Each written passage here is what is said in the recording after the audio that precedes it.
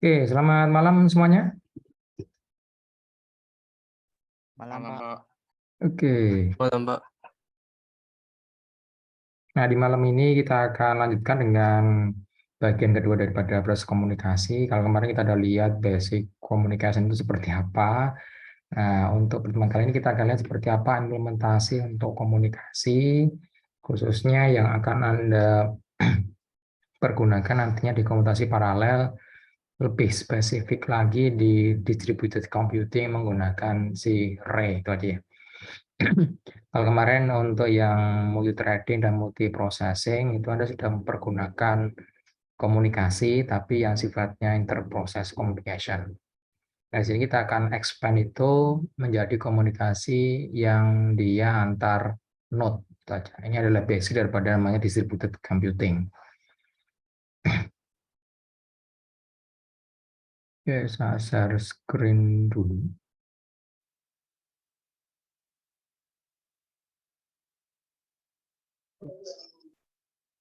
Oke, itu di semua sudah saya kasihkan untuk file PDF dan file kode programnya untuk yang akan kita bahas di sini. Cuma di sini kita akan expand untuk kode programnya menjadi lebih multi-threading itu aja karena by default dia single thread. Terus untuk mempermudah komunikasinya, maka kita mempergunakan sebuah wrapper untuk socket yaitu namanya socket for humans itu aja ya.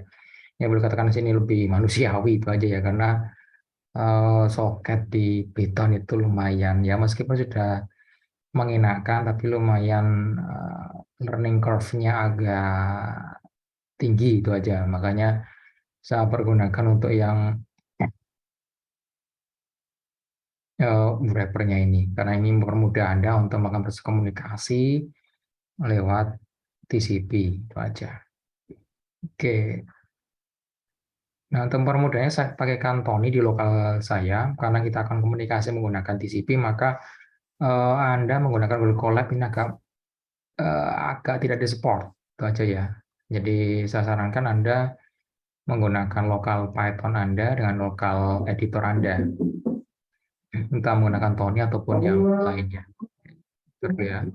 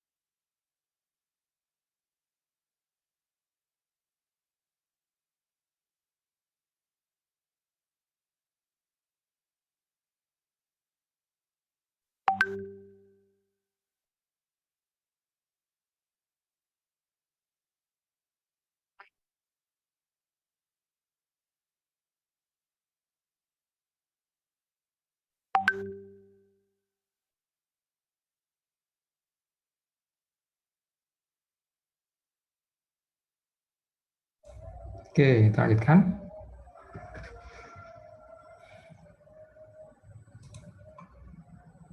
Oke, ini layar saya bisa dilihat. Bisa, Pak. Oke.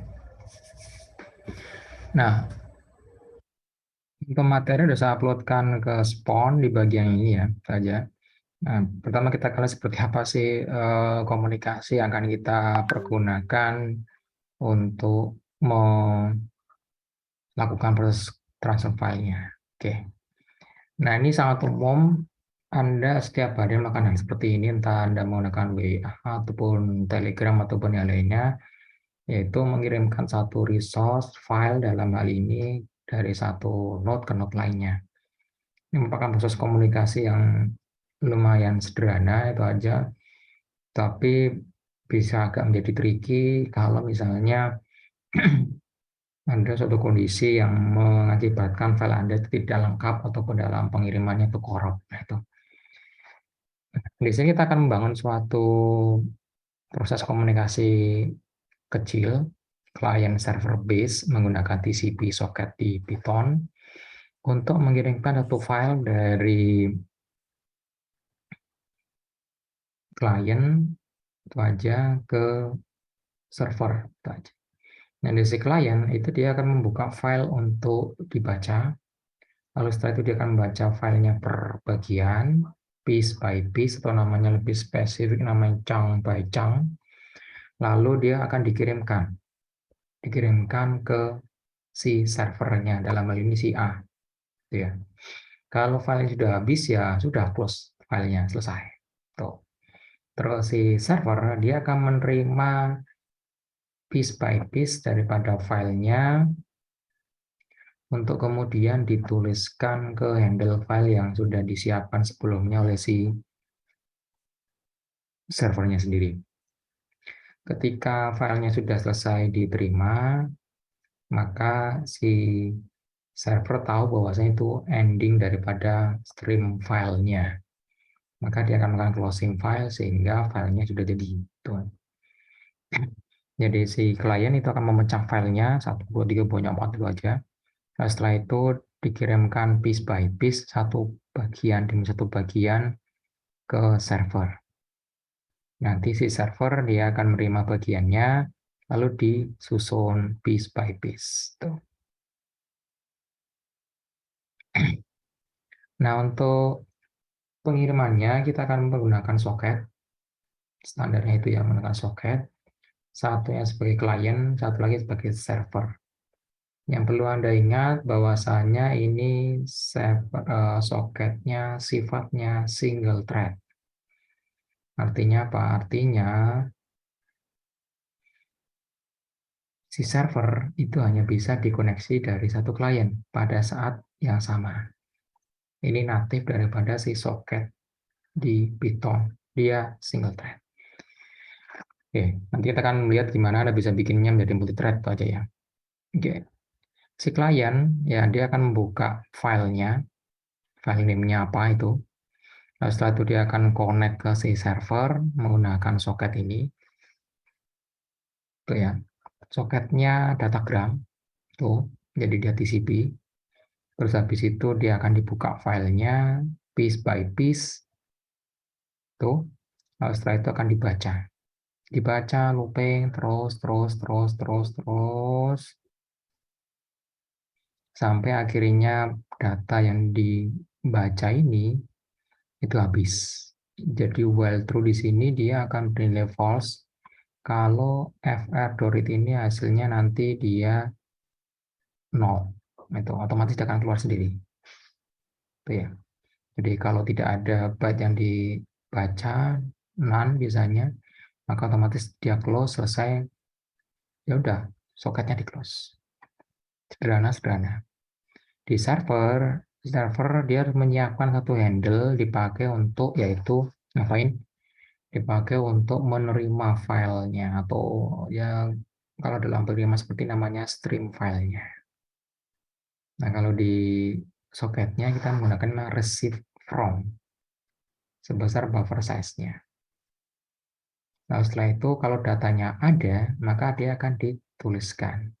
Ini pakai write ini. Terus kalau datanya sudah nggak ada lagi, alias sudah selesai, maka otomatis pengiriman selesai, handle untuk ininya ditutup, close, habis itu soketnya di close, selesai. Itu sederhana ya. Jadi kita punya dua bagian, server dan si kliennya. Nah, yang jadi persoalan bahwasannya ya kalau Anda mau pukul rata sih gampang, gitu aja sih Anda kirim aja chunk by chunk otomatis untuk si kliennya ke si server. Gitu ya. Tapi menggunakan cara semacam itu si server bingung. Ini bagian file yang keberapa dari berapa bagian totalnya. Nah, itu. Maka kita membutuhkan nanti namanya apa? Yaitu ya boleh katakan namanya protokol saja. Protokol. Nah, si protokol ini bisa Anda pergunakan untuk ngapain? Untuk memberikan informasi kepada si server bahwasannya untuk si file ini merupakan file yang keberapa, lalu panjangnya berapa. Nah, itu. Nah, di sini kita menggunakan protokol sederhana aja. Di situ kita punya 2 byte tahun, lalu 6 byte karakter, register atau apapun terserah Anda. Lalu setelah itu bulannya. Bulannya 1 byte aja ya. Terus habis itu apa? Habis itu kita kirim pesannya. Nah, itu. Nah, pesan di sini dia bisa sifatnya apa?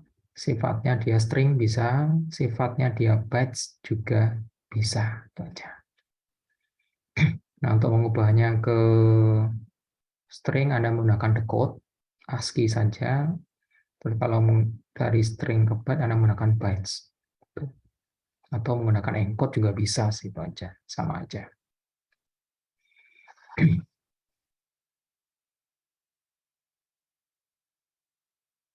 Nah, jadi ketika Anda mengirimkan file itu pada dasarnya aplikasi Anda itu mengkomunikasikan dengan penerimanya itu menurut aturan tertentu. Nah, aturan ini yang disebut sebagai nama protokol. Anda menggunakan protokol HTTP itu ada aturannya. Anda menggunakan protokol misalnya untuk messaging WA, misalnya itu ada aturan sendiri yang Anda dimengerti oleh si servernya WA. Ya. Nah, untuk di bagian ini kita akan mengimplementasikan satu protokol sederhana aja terdiri dari 3 bagian, yaitu head, data, dan tail. Head itu dia adalah apa? Itu adalah kepala daripada data Anda. Isinya kita lihat ada 2 byte, lalu setelah itu ada 8 byte, ada 2 byte lagi, lalu ada kata head, lalu ada 2 byte n untuk jumlah byte dan nama ukurannya. Tuh. Nah, pemisahnya dia menggunakan tanda pagar seperti itu.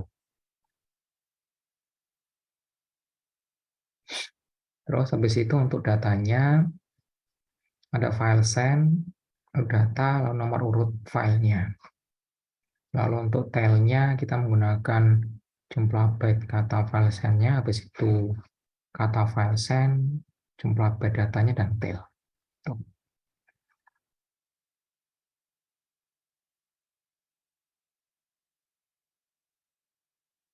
Nah, kalau kita lihat di bagian implementasinya, kita lihat dulu ya. Itu setelah Anda download yang bagian ini, kode program itu, nanti dia akan Anda dapatkan kode program ini, file, folder, ada 2 bagian, berkas yang sederhana, ada client servernya, lalu yang berurutan. Kita lihat ya. Yang server dulu kita lihat, ada di sini. Saya buka dulu aja pakai Tony. Servernya dulu ya. Oke, ini servernya. Servernya dia ngapain? Servernya ini pengiriman sederhana ya, tidak ada protokol sama sekali. Jadi untuk pengiriman file server yang sederhana, maka kita ngapain? Kita hanya menerima saja, receive from saja. Jadi server cuma nungguin data saja. Dia nggak peduli datanya mau kayak apa. Yang penting kalau ada data, sudah kirim. Diterima, ditulis ke file, ke servernya. Kalau kliennya, itu kliennya lumayan naif itu aja. Jadi si klien ini, dia baca file, habis itu dia dibaca, read terus, lalu di send. Itu ya, di send.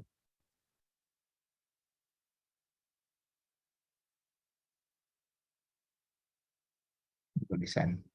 Kalau sudah nggak ada lagi data, ya udah di close handle-nya, habis itu soketnya di close, selesai. Jadi ini contoh komunikasi yang tergolong naif.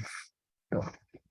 Nah, di komputasi paralel, khususnya yang distributed computing, ketika Anda menggunakan komunikasi, itu komunikasinya jarang sekali menggunakan proses yang naif seperti ini. Tuh. Makanya kalau untuk distributed computing, apalagi dipakai untuk namanya komputasi paralel, maka protokol komunikasi itu memegang peranan penting di situ. Gitu ya. Jadi mereka lebih ngurusi ke bagian message passing interface-nya. Karena untuk proses di sisi node-nya itu relatif sama persis. Tapi bagaimana membangun komunikasi yang efisien, nah itu tiap framework beda-beda. MPI punya sendiri, Ray punya sendiri, Dash punya sendiri, lalu Modin punya sendiri. Tuh.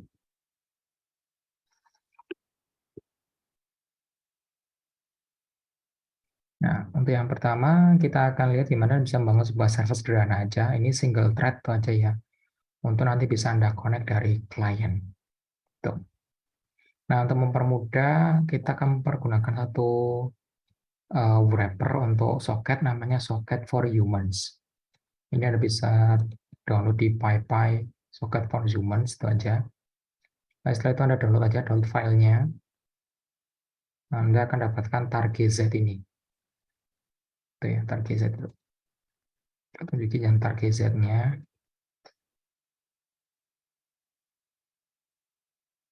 Nah, ini. Aslinya yang Anda butuhkan cuma 2 file ini aja. Ya, saya uploadkan nanti ke spawn yang ini.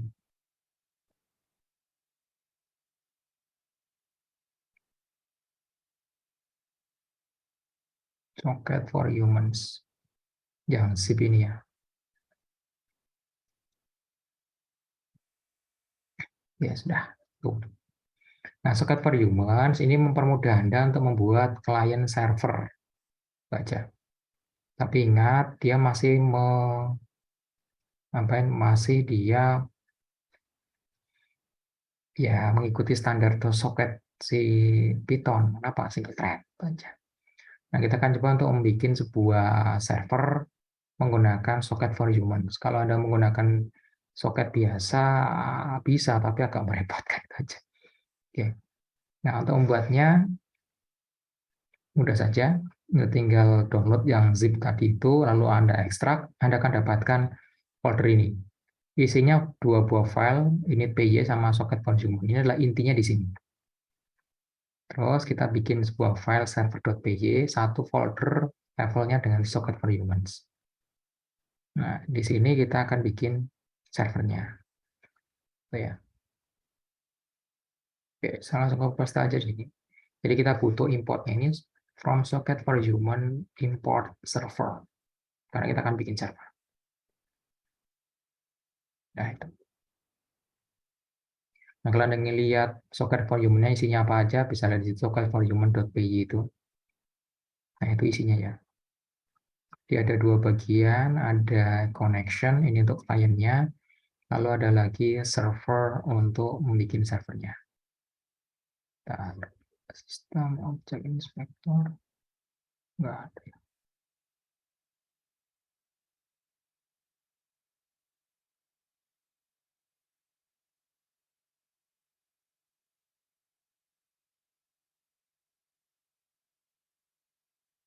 Nah, ini. Jadi dia punya ini, ada connection untuk klien, lalu ada server. Nah, itu kalau Anda ingin server. Parameternya timernya 20 detik, maksimal block size-nya segitu, block size 4 byte kecil ya, kecil. Lalu str mode ini Anda ingin mau mode transfernya string ataukah bytes. Untuk komunikasi seperti ini, maka sangat disarankan menggunakan mode byte, jangan string. Maka kita akan set ini str mode-nya false saja. Oke, untuk bikinnya, saya close dulu. Nah, untuk bikinnya, kita ikuti aja yang dari sini. Jadi, ini kita butuh alamat untuk servernya. Nah, setelah itu kita akan bikin servernya, global aja servernya. Address-nya saya set lokal saja, lalu ini port. Jadi ini adalah alamat IP dan port server. Ini IP-nya, ini portnya. Portnya dari 0 sampai 65535. Kalau untuk aplikasi seperti ini disarankan portnya lebih dari 1024. Karena port di bawah 1024 dipakai oleh sistem Anda. Dan ini biasanya nggak diperbolehkan dipakai.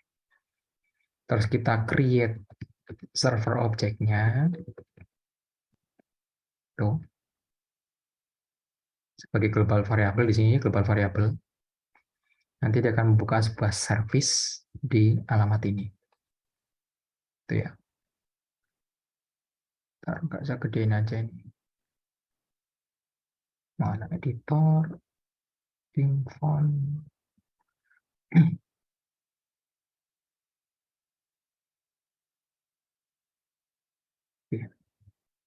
Nah,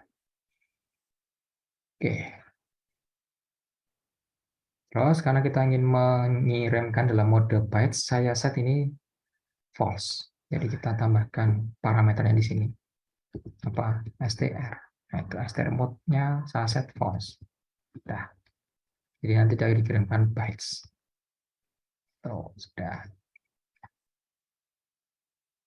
Itu ya. Jadi kalau Anda panggil server, maka otomatis dia akan langsung ngapain? Dia akan langsung buka otomatis. Itu ya. Otomatis ini mau dibuka. Ini sifatnya global saja, global. Jadi kalau kemarin kita lihat multi-threading, ya ini global variable. Itu global variable, ya global variable. Ya. Nah, untuk menerima file, menerima dari klien, Anda menggunakan fungsinya getNext. Tuh, verb-nya itu getNext. GetNext itu nanti dia akan mengambil koneksi dari klien kalau ada. Lalu dia akan menghasilkan 3 buah outputan datanya, variabel koneksinya, sama alamat daripada yang ngirimin data ke Anda. Jadi remote address-nya. 3 macam ini akan dikeluarkan langsung dari GetNext. Jadi Anda tahu, oh data yang dikirim itu ini. Lalu koneksinya yang bisa dipakai untuk nantinya berkomunikasi dengan si apa? Dengan si klien Anda itu adalah yang kon ini. Kalau address-nya itu adalah alamat daripada si klien Anda. Jadi kita tinggal aja panggil aja getNext. GetNext itu sifatnya blocked aja ya. Jadi ngeblok dia. Oke, ini ngeblok. Oke, saya copy aja nih. Message-nya, pesannya. Saya print di sini print waiting client.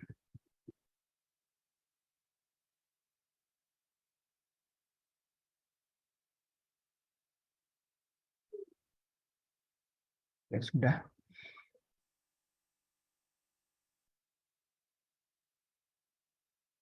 Ya di sini saya kasihkan aja untuk alamat apanya, alamat kliennya. Saya pakai flash string aja. Remote IP sama dengan apa, pakai addr itu udah. Ini saya kasih aja di sini server address biar agak ambigu. Oke, sudah. Remote IP-nya itu nanti ini untuk lognya aja. Print data itu dia MSG itu message. Ingat message ini sifatnya dia bytes ya, bytes bukan string.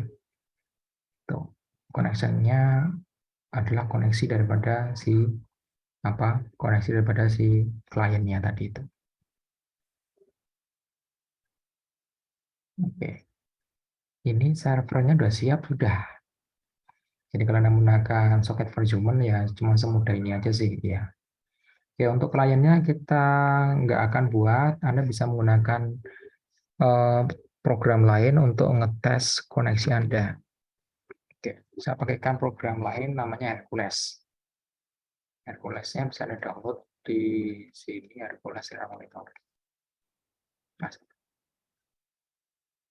Hercules Serial Monitor. Nah, ini. Ya, ini bisa Anda pakai untuk ngetes dulu. Server juga dia bisa. Nah, oke. Ini Anda download ini. Versi 328. Oke, saya udah install di sini. Ini portable sih, nggak perlu Anda install sih. Saran, nanti kita akan pakai mode TCP client ini. Nah, sudah. Oke, sekarang kita akan jalankan aja. Nah, Anda jalankan di sini juga boleh, langsung dari sini. Kalau dari Tony langsung seperti ini boleh. Atau saya jalankan aja dari terminalnya sesuai dengan standar Anda jalanin Python-nya ya.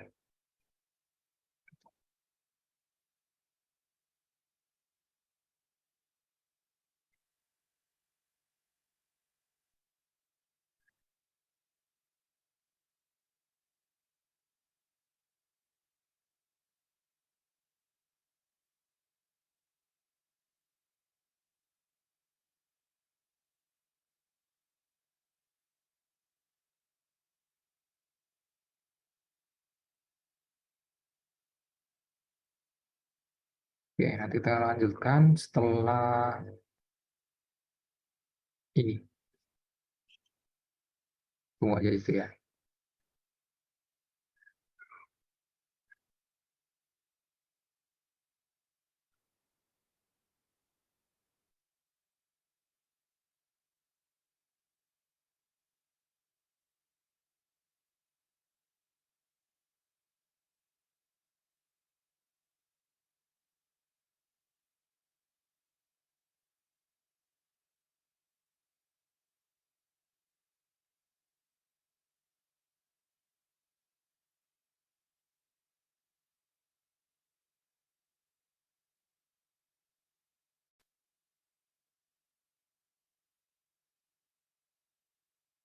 Oke, saya lanjutkan. Ada ngeflip di tempat saya. Oke, nah sekarang kita akan coba untuk servernya ini. Servernya cuma server yang sederhana aja, yang sangat naif itu aja ya. Jadi dia akan nungguin klien dengan timeout-nya tadi kita lihat 20 detik, karena default-nya si server for human itu, socket for human, dia default-nya timeout-nya 20 detik itu aja yang ini.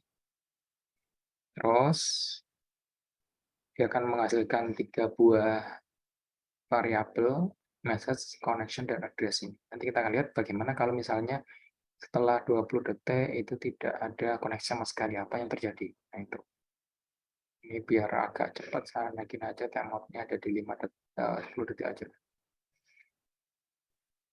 Timeout 10 detik aja. Bukan. Sini aja. Nah, di sini. Timeout-nya saya set 10 detik aja. Oke, sudah. Saya jalanin aja dari konsolnya ini aja ya. Python, nama filenya itu server.py. Sudah cukup.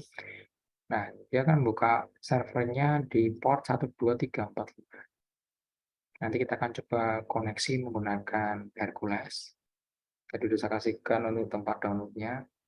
Jangan lupa untuk portnya sama ya, 12345. Modenya TCP client. Oke, kita hidupin dulu untuk servernya. Oke, server sudah hidup, dia nunggu klien selama 10 detik. Kalau tidak ada 10 detik klien masuk, maka apa yang terjadi kita lihat ya. Nah itu. Jadi Anda lihat datanya itu kosong, remote IP-nya none, tuh. Dan karena koneksinya none, maka ini error. Nah ini error. Ya, nggak ada send. Nah kita ngapain ya? Kita harus filter aja, filter. Errornya filter ya. Kita lihat remote IP-nya none dan datanya kosong. Nah kita bisa pakai ini sebagai parameter juga bisa, atau con juga bisa. Oke, saya kasih di sini con aja. If con Jadi kalau ke sini bukan NaN, maka akan diproses. Tapi kalau dia NaN, ya udah, dia akan masuk ke sini lagi. Oke, sekarang kita udah improve ini. Kita jalanin lagi, tunggu 10 detik. Apa yang terjadi? Oke, 10 detik.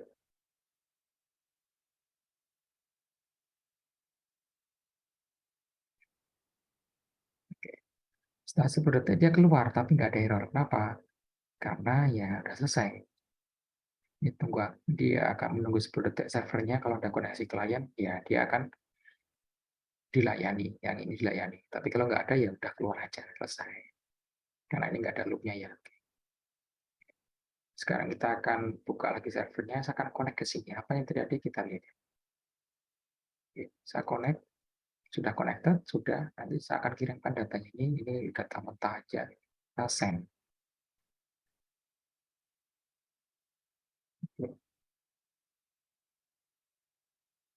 Nah, sekarang tanya kenapa ini dia error. Ini error. Kita lihat ya. Satu persatu kita lihat. Di datanya udah benar, keterima. Saya ngirimkan data segede itu, panjang, panjang, terima. Kalau Anda lihat di sini itu tipenya bytes. Datanya sudah masuk. Remote IP-nya ini ya. Saya koneksi dari lokal, portnya ini. Ini pintunya, pintu komunikasinya. Lalu Anda send-nya di sini dia mengharapkan itu sebuah bytes, bukan string. Jadi kita harus ubah ini jadi bytes. Bagaimana caranya? Kita langsung aja encode saja. Encode selesai. Cukup, cukup. Untuk encodingnya kita nggak usah spesifikasi. Nanti dia akan menyesuaikan daripada OS Anda. Nah, saya connected sudah. Habis itu saya send. Selesai. Nah, ini. Sudah terima, sudah terima. Saya kasih aja ganti baris.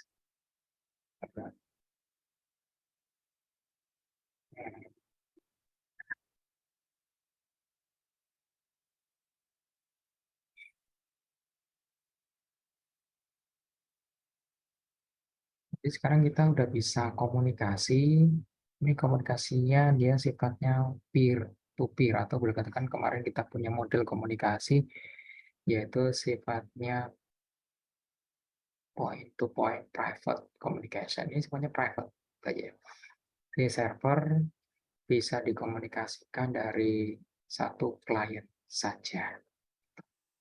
Nah, saya lagi sudah selesai, tutup. Nah, thank you-nya ada sudah nol. Bagaimana kalau saya koneksi dari dua klien? Apa yang terjadi? Ingat bahwasanya si server ini sifatnya dia single client, single thread. Itu natifnya Python socket seperti itu ya. Nah, apakah yang akan terjadi kalau misalnya si server ini dikoneksi oleh dua atau lebih dari satu klien? Kita lihat. Oke, ini klien pertama saya connect. Dia udah connected, sudah connected. Dia menunggu datanya masuk. Lalu di sana klien kedua connected. Apakah datanya masuk? Kita lihat. Ini dikirim. Tapi kalau kenapa nggak nongol di sini? Si klien ini dia berada di dalam namanya antrian atau backlog. Backlog itu model buffer daripada si komunikasi si servernya. Ini sangat umum implementasi. Kalau saya kirim dari sini, ya dia diterima. Kenapa? Karena sekarang si server Anda itu sedang ngomong-ngomong dengan si ini. Diterima. Dan di sini kenapa dia refuse koneksinya? Ingat, koneksi Anda itu cuma sekali kelar, selesai. Nggak ada namanya looping untuk koneksi terus. Sehingga koneksinya untuk yang klien kedua langsung di close. Nah, ini basic communication. Ya, basic communication antara dua node di mana satu node bertindak sebagai server, satu node bertindak sebagai client. Flow-nya si server membuka servisnya di satu port, satu pintu, lalu si klien mencoba connect ke situ. Ketika kliennya bisa connect ke situ, maka si server akan melayani si klien selama si klien belum menutup koneksinya atau selama belum si server menutup koneksinya. Gitu ya. Ketika koneksi sudah selesai, maka si kliennya, dia ngapain si kliennya ya dia bisa menutup koneksinya ataupun tetap melanjutkan komunikasinya. Ya, ya. Oke, sekarang kita akan buat si servernya bisa menghandle beberapa klien, tapi sifatnya apa? Bergantian. Kenapa bergantian? Kan si server ini dia single thread. Jadi kalau disuruh melayani banyak klien, dia nggak mampu melakukannya secara bersamaan. Oke, jadi pilih kliennya, servernya, habis itu saya koneksikan servernya, saya connect, ini udah connect juga, sekarang saya send dari sini.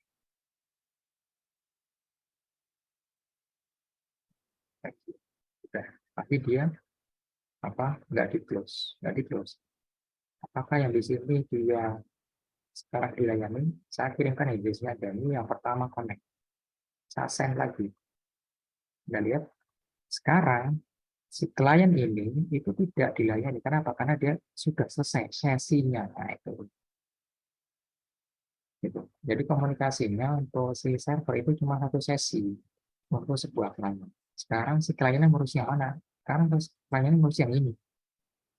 Berarti kalau saya kirimkan data yang di sini, maka dia akan terima server. Iya. Karena ingat, untuk si server ini sifatnya dia private communication. Kalau kemarin kita punya model one to all broadcast, lalu ada lagi all to one communication. Nah, yang ini dia adalah yang model ketiga, yaitu private communication. Ini sudah nafikan daripada si socket seperti ini. Jadi kalau saya kirimkan data dari sini, diterima. Nah, diterima. Karena bagaimana kalau saya kirimkan lagi? Nah, dia ada di close. Kenapa? Sudah ditutup di sini. Berarti klien. Di server ketika nggak ada yang koneksi, maka dia akan nunggu terus. Selama selang 10 detik, time out 10 detik, time out terus seperti itu. Nah, itu. Jadi ini adalah model komunikasinya seperti ini. Jadi by default servernya itu sifatnya single thread. Berarti kalau single thread, kliennya nggak bisa dilayani bersamaan. Iya, benar. Itulah kenapa kemarin Anda belajar Belajar di trading multiprocessing. Itu untuk Anda bisa implementasikan ke dalam proses komunikasinya. Karena secara natural proses komunikasi itu one to one. Silakan Anda coba sendiri kepada Anda sendiri. Anda coba ngomong-ngomong barengan dengan 3 teman Anda. Apakah Anda bisa? Itu. Secara bersamaan, secara real bersamaan nggak bisa. Tapi kalau Anda gantian mereply-nya bisa. Nah, itu. Nah, si multi-threading itu dia menggunakan prinsip seperti itu. Jadi ketika sebuah server komunikasi itu dikoneksikan oleh banyak klien komunikasi, maka si server gantian ngurusin kliennya. Tapi secara natural ini sifatnya single thread, single client. Oke, sambil dulu aja servernya.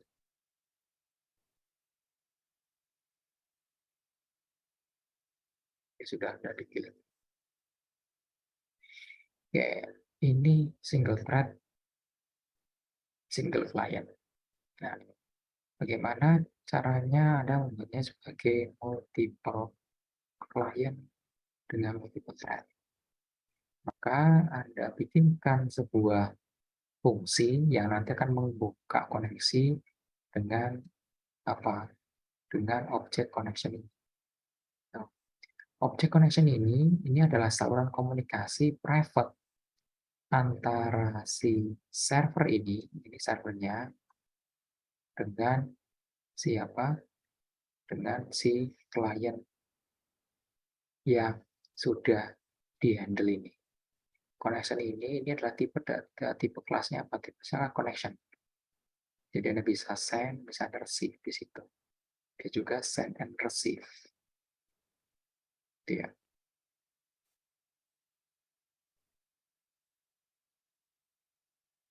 Timeout-nya by default 20 detik. Itu aja. Jadi kita set di sini timeout-nya 10 detik. Itu sih. Oke. Nah, ini adalah basic komunikasi. Seperti baru satu ke satu.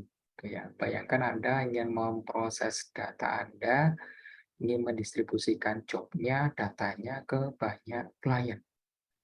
Maka tentu saja Anda harus buka apa? Anda buka banyak thread, banyak kanal ke klien Anda.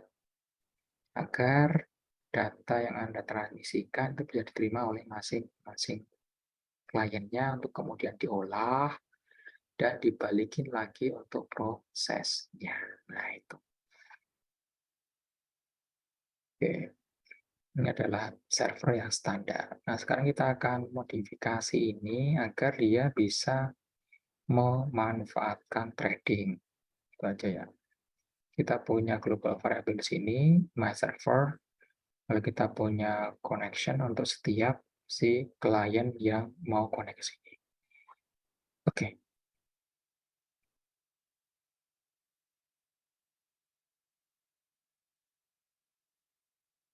oke, saya kasih komen di sini.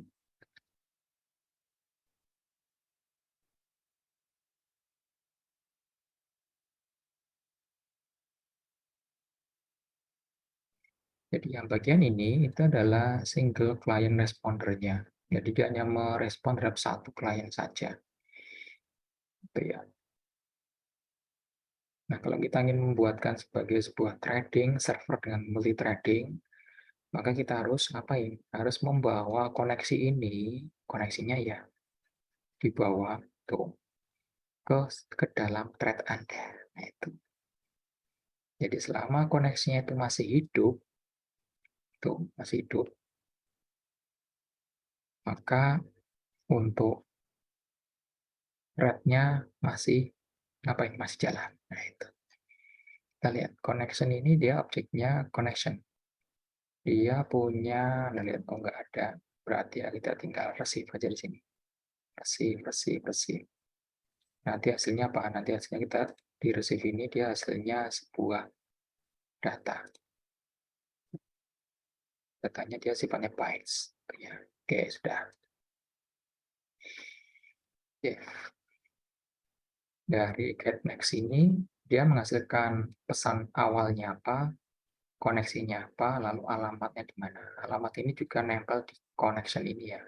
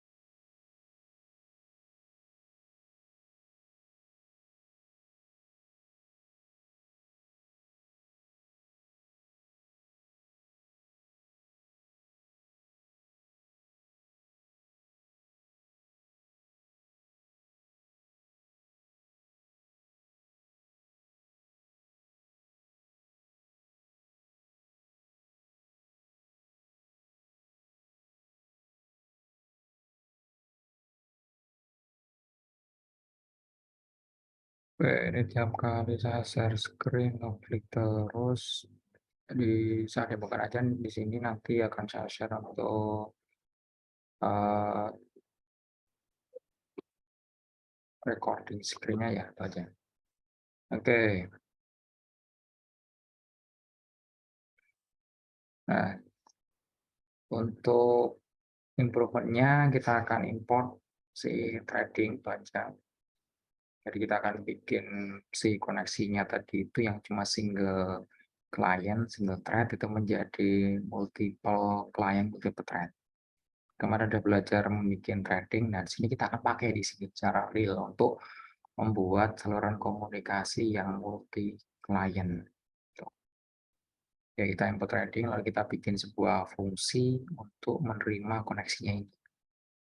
Ya, oke, saya bikin aja kan, bikinkan fungsi aja di sini. Nama misalnya thread client function.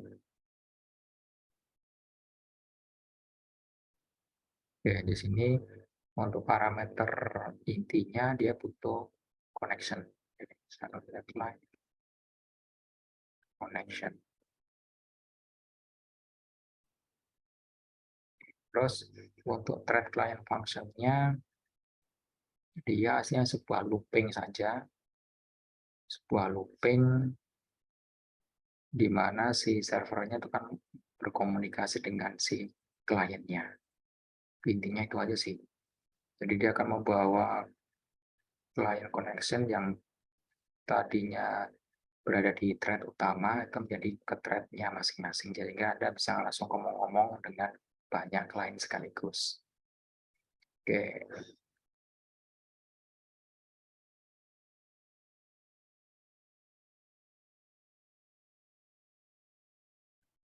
kita bikin dulu aja. Nah, untuk client connection-nya itu dia punya fungsi namanya receive. Receive ini dia akan menerima data dari klien dengan telang waktu tertentu tergantung daripada settingan si kliennya. By default settingan si klien itu akan mengikuti daripada settingan si servernya. Kebetulan di sini setnya 20 detik itu aja ya, 10 detik di server ini. Jadi kita ikut aja itu. Oke, kita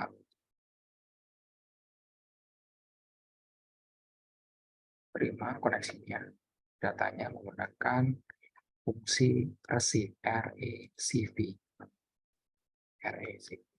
Nah, kalau datanya kosong, maka kita akan asumsikan itu sudah disconnected.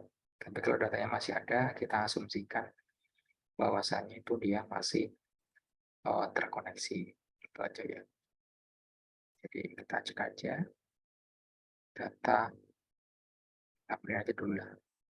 Print, kita print aja data.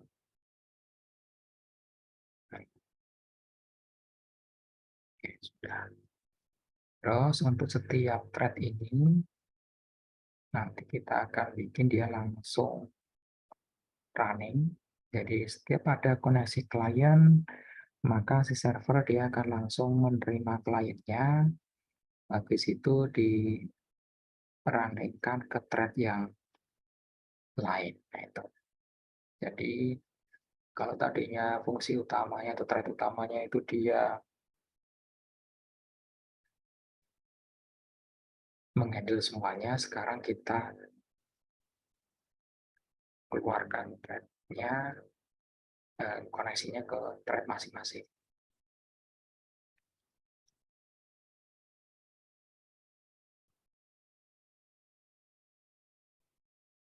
Ya. Jadi yang tadi untuk connection-nya cuma single saja. Sekarang kita akan bikin dia multiple client. Oke, kita langsung create aja. Saya create sebagai thread biasa. Mari kita punya trading dot thread lalu targetnya itu adalah fungsinya, argumentsnya itu adalah tuple koneksinya, on, jangan pada sebuah tuple. Lalu saya bikin dia sebagai sebuah daemon agar dia ikut mati kalau si threading utamanya juga mati. Itu aja sih. Jadi kita nggak repot-repot ngurusi mematikan si thread anaknya. Oke, sudah. Nah, untuk thread kliennya kita nggak usah join aja, karena dia sebuah daemon, maka ya biarin aja dia akan mati sendiri. Ya, enaknya itu sih kalau Anda pakai daemon itu aja, karena Anda nggak perlu ngurus lagi join-joinnya lagi.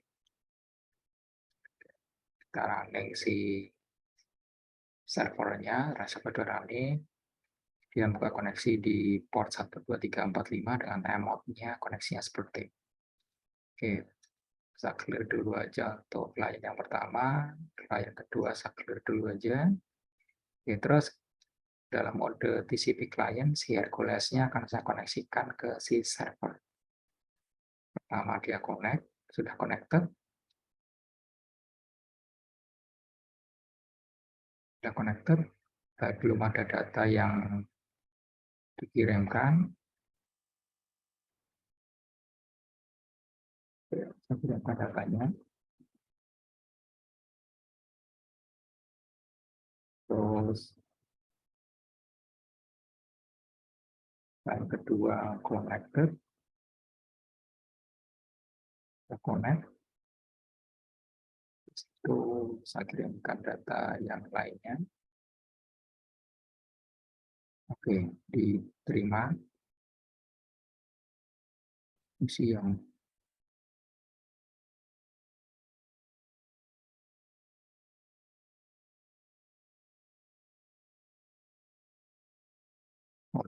saya start. Ya, klik dulu ya. Sampai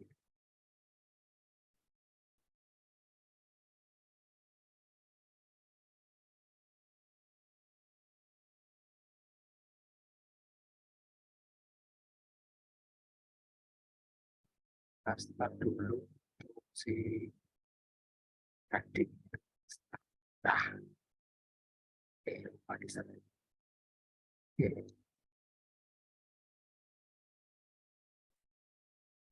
so connect. Sudah connected. Saya kirimkan data pertama kali. Reading client start-nya sudah dimulai. Ya, terus ini client pertama.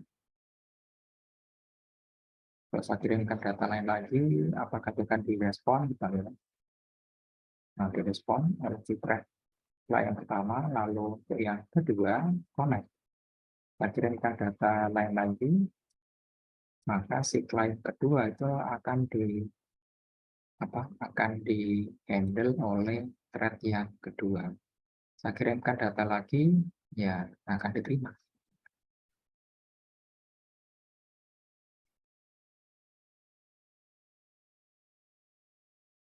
Jadi sekarang untuk si servernya itu sudah sifatnya multi threading, sehingga Anda bisa koneksi dengan banyak lain sekaligus.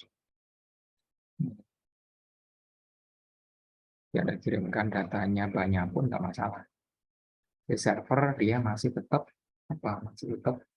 yaitu fungsional. Kalau saya diskoneksi kliennya, apa yang akan terjadi? Ingat, tadi threading-nya tadi itu fungsinya belum bisa menghandle disconnection, belum dikasih di situ. Kalau saya disconnect, paksa apa yang terjadi di server, kita lihat. Datanya kosong. Datanya empty seperti itu. Tapi dia masih jalan, thread-nya. Iya, masih jalan. Ya.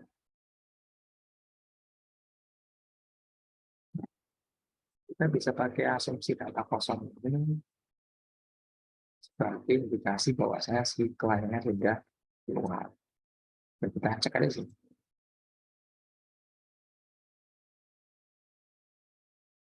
Di connection ini sih kita lihat ya.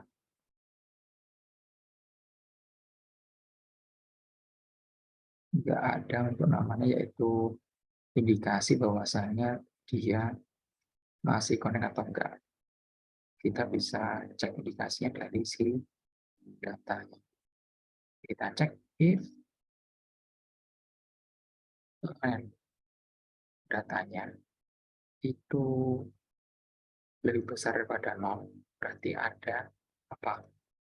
Ada koneksi masih hidup. Tapi kalau datanya itu ternyata masih kosong alias blank saja, itu asumsinya berarti apa? Berarti si klien Anda sudah mati. Gitu. Jadi kita ngapain? Ya kita close saja koneksinya. Kita keluar dari apanya, dari loopnya, habis itu kita tutup koneksinya. Terus, nah, sudah.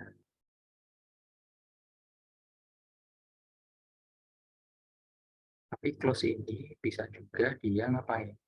Bisa juga si klien Anda itu sudah close duluan. Nah, kita lihat dulu apa yang terjadi kalau asumsinya si server yang tutup koneksinya.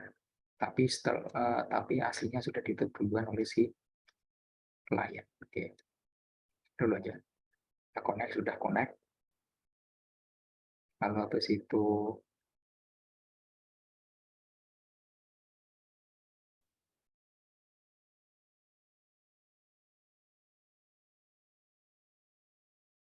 ini datanya sudah yang data kita terus koneksi klien kedua, tidak, oke,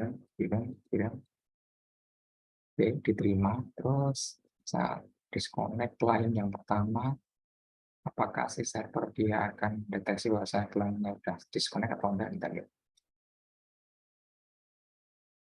Oke, ternyata koneksinya sudah di close. Nah, itu. Kalau yang kedua, apakah dia akan di close juga? Ternyata sudah di close juga. Kalau saya connect, apakah dia akan di handle lagi dengan thread lain? Nah, iya, di thread. Oke, sudah.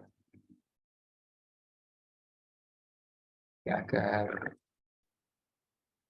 kelihatan jelas bahwasanya thread itu sudah mati, sana saja.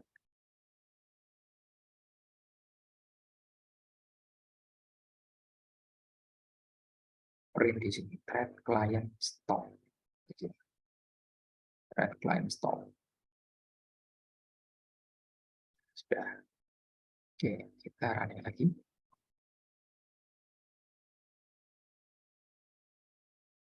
Ini sudah.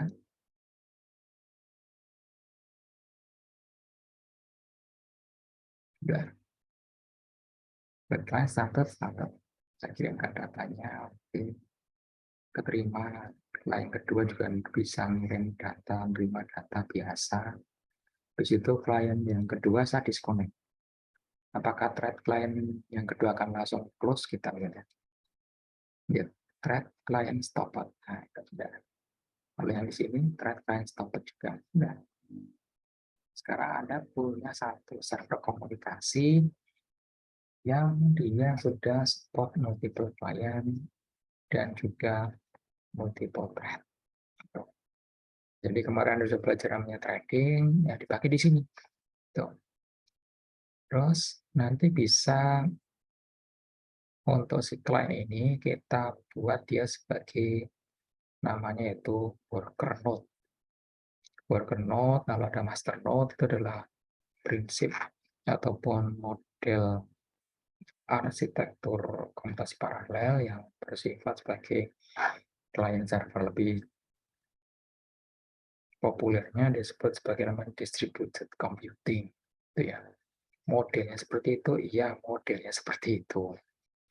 Jadi Anda pakai berbagai macam framework, misalnya MPI, lalu ada Dash, lalu ada Modin, ataupun yang sejenisnya, atau bahkan Ray. Itu dia hanya memanfaatkan seperti ini. Jadi si server atau si masternya itu akan membuka koneksi banyak, lalu si klien itu dia akan connect ke si masternya, master node-nya, Dan setelah itu si masternya akan mendistribusikan job lengkap dengan datanya ke si masing-masing worker. Masing-masing worker dia akan mengeksekusi si job yang dikasihkan oleh si master node-nya untuk dieksekusi di node-nya dia. Setelah itu diapain? Setelah itu dikirimkan balik datanya atau hasil kalkulasinya ke mana?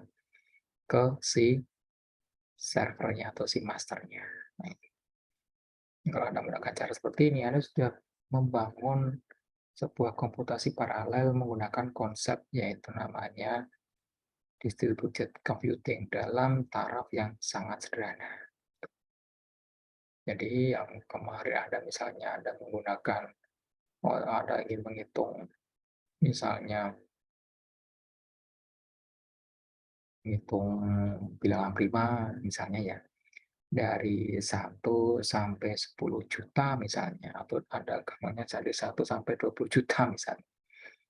Kalau secara lokal ya Anda bisa pakai multi threading lokal. Kalau secara distributed computing maka Anda bisa pecah-pecah. Si klien pertama dia akan dikasih job ini, klien kedua akan dikasih job yang kedua, dan seterusnya.